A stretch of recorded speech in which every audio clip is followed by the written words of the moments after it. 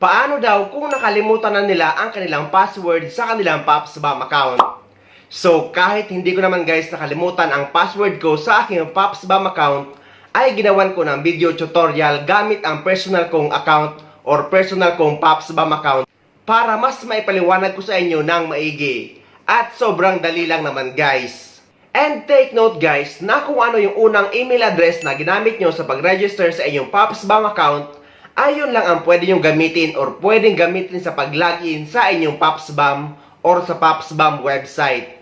Dahil kung may dati na kayong PopsBank account pero nakalimutan nyo yung password or email address at gumawa kayo na panibago, ay no record found ang lalabas. Pwede ka lang gumamit ng ibang email address kung itatransfer mo yung old BM record mo papunta sa PopsBank. Dahil guys, yung old BM online noon ay iba sa website ng PopsBank ngayon.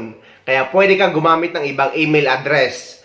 At sa mga hindi naman marunong mag-transfer ng old BM record papunta sa PopsBank account, ay meron akong video tutorial na ilalagay ko sa description ng video na ito, pati kung paano mag-acquire ng OEC exemption online para sa walang idea at mga hindi marunong. So, para sa mga nakalimutan ang kanilang password ng kanilang PopsBank account, ay kailangan nyo pumunta sa PopsBank website na onlineservices.dmw.gov.ph.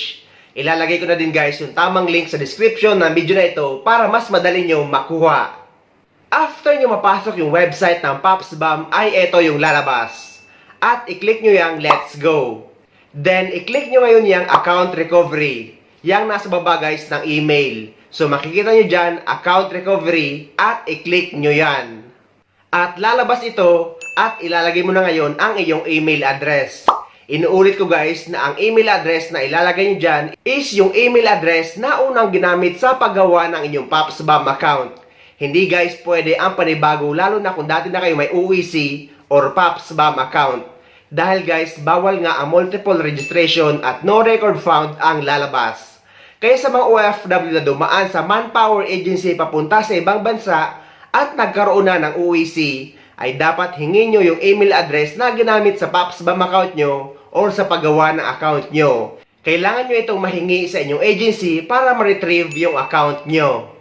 Pero kung wala na kayong chance na mahingi pa sa inyong agency ang inyong PopsBank account or yung email address at password na ginamit sa paggawa ng account nyo, ay pwede kayo dumaan sa POA desk na matatagpuan nyo sa loob ng NAIA na bukas sila 24 oras. Pwede nyo ipa-retrieve ang inyong PopsBank account sa kanila at pwede rin kayo magpa-print ng OEC exemption mismo sa kanila. Sa mga nagtatanong kung may POA desk din daw ba sa ibang airport, ang sagot guys ay yes. Meron sa Clark at meron din sa Cebu International Airport. Basta guys, International Airport na may dumadaan na OFW ay lagi dyan mayroong POA desk. So after nyo malagay ang inyong email address, i-click nyo yung next. At lalabas ito. Ilalagay nyo ngayon ang inyong first name, middle name, at last name.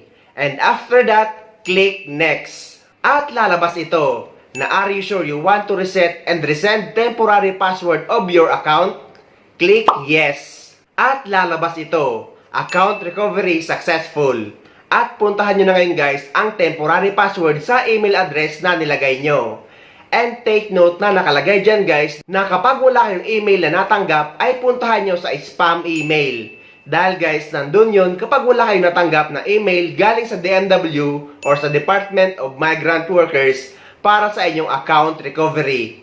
At eto nga guys, may natanggap akong email ng DMW na naglalaman ng aking temporary password. I-copy-paste nyo ito at pumunta na kayo ngayon sa PopsBank website. Then, ilalagay nyo na ngayon ang inyong email address and click next. And ilalagay nyo na ngayon ang temporary password na sinend sa inyo or sinend sa inyong email address. And after that, click login. At lalabas na ito guys, change password. Kailangan nyo na ngayon maglagay ng permanent password nyo at dapat guys sa dalawang box ay magkapareho ang ilalagay nyo para makapag-proceed. And after nyo malagay yung personal password nyo, click change password. At ayan guys, nakalagin na ako sa aking PopsBank account.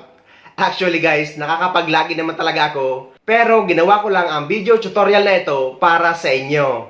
At yung lumalabas na pag-ibig corner, i-click nyo lang yung close. Dahil wala naman yan guys. So, ayan na guys, ang itsura ng inyong PopsBam account. At gaya ng sabi ko kanina sa mga hindi marunong mag-transfer ng old BM record papunta sa PopsBam account at hindi marunong mag-acquire ng OEC exemption online, ay ilalagay ko yung mga video tutorial ko sa description ng video na ito para mapanood nyo. Pero guys, just in case na no record found ang lumalabas kapag natatransfer kayo ng old BM record nyo papunta sa PopsBam, ay mag-manual registration na lang kayo. Click Let's Go and click Register. So ayun guys, sana may nakuha kayong idea at sana nakatulong ang video na ito sa inyo. At sa mga hindi pa dyan nakasubscribe sa channel ko, please don't forget to subscribe my YouTube channel and please click the notification bell para lagi kayong updated sa mga upcoming videos na gagawin ko tungkol sa mga updates sa ating mga OFW. Mula dito sa Dubai, maraming salamat. See you next time.